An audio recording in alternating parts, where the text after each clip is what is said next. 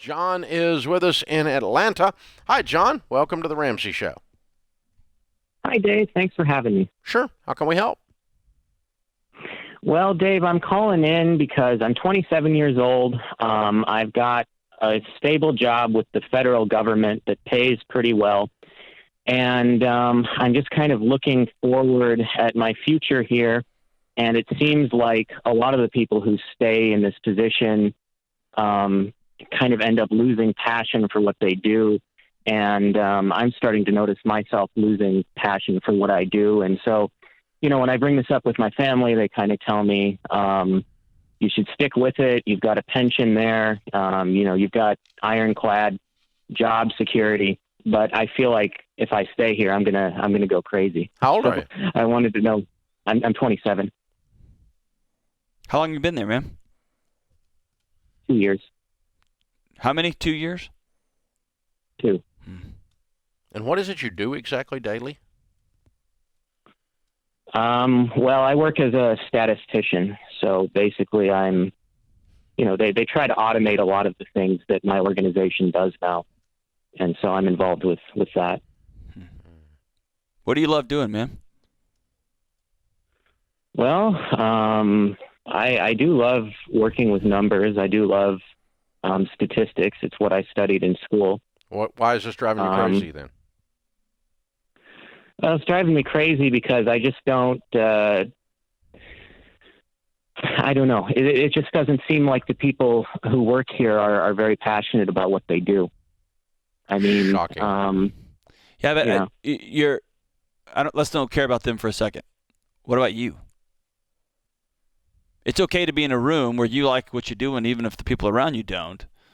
No, because the problem is that a lot of the times what ends up happening is that if you're passionate, you end up getting extra work, but because of the way the system works, there's not really much advancement.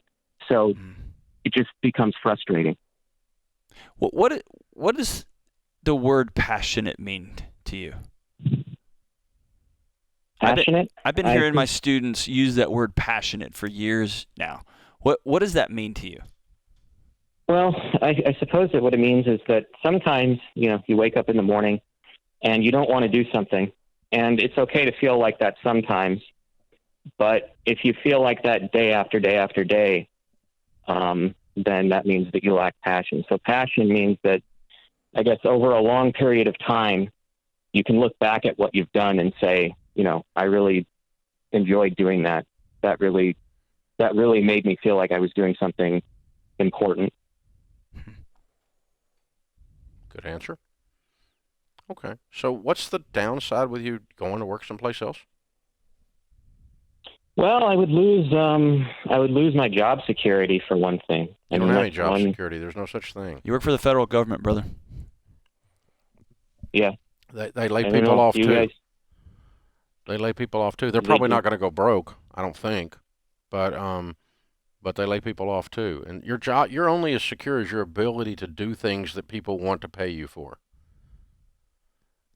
And if you're a statistician who likes statistics, you're going to be employable for a long time. In a data-driven world, yeah, this whole world's driven off of data right now, and you're a data analyst if there ever was one, right? Right.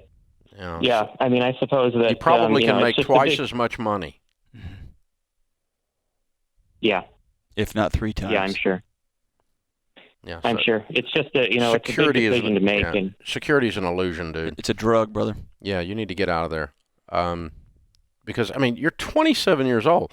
Project this out. You're going to be 57, 30 years of doing this. You already sound old right now. I can't imagine how old you'll sound then. That's a great line. I was trying to think he's not depressed, but you just sound old, man. You just sound 74. Yeah, can you imagine how old you're going to be when you're 57? Good God. You'll be 1,000. In government years. You're totally right. In government employee years, yeah. Hey, listen, the people around you, the people who are giving you advice, they mean well, but they're just wrong. They are telling you they love you in the only language they know how, which is you being safe and you being secure, which we know is an illusion, but they're doing the best they can with what they got, and at some point, you've got to get off the drug of safety, get off the illusion of safety, and jump. So, John, one of my heroes was my grandpa.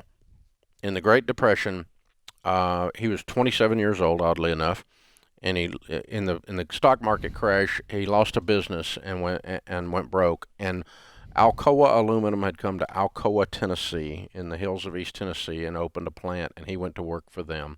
He worked there 38 years and never left because of the fear, partly because of the fear of having gone broke when he was young, and partly because he was a good man and wanted to provide for his family, and the stability of that was there. In that environment, my grandmother became really dependent upon that security that you're talking about. And humorous story, the first time I sold my millionth book, I've sold about 20 million now, about the time I sold my millionth book, which means I had made millions and millions of dollars, okay, if you can imagine, my grandmother called and still was worried about me running my own little business. When are you going to get a real job, Dave? That's exactly what she said. She called up and said, honey, I'm worried about you. When are you going to get a real job? And I had just sold my millionth book. Now, she's sweet, and I understood where she was coming from because I know the story, and my grandpa was my hero, and I understand. He's just one of my favorite people that I ever knew on this planet. I miss him greatly to this day, but and I loved her. I loved her too as well. She's sweet as she could be. But that was her love language from the environment Safety. and the situation, the way they had lived life, was to say, when are you going to get a real job? And she meant well, John, just like the people in your life mean well. But I had just sold 1 million books. So I think we can safely say the data, Would the suggest you're statistical doing all right. evidence is that she was wrong. Okay. Well, and here's the thing. If you go out on your own and you give it 3 or 4 years and it doesn't work, my guess is you could probably get a job probably with the get your government. job right back. That's Well, right. Maybe not that exact one with that exact department or whatever, but whoop-de-doop-de. Right. You have a marketable skill in a data-driven world.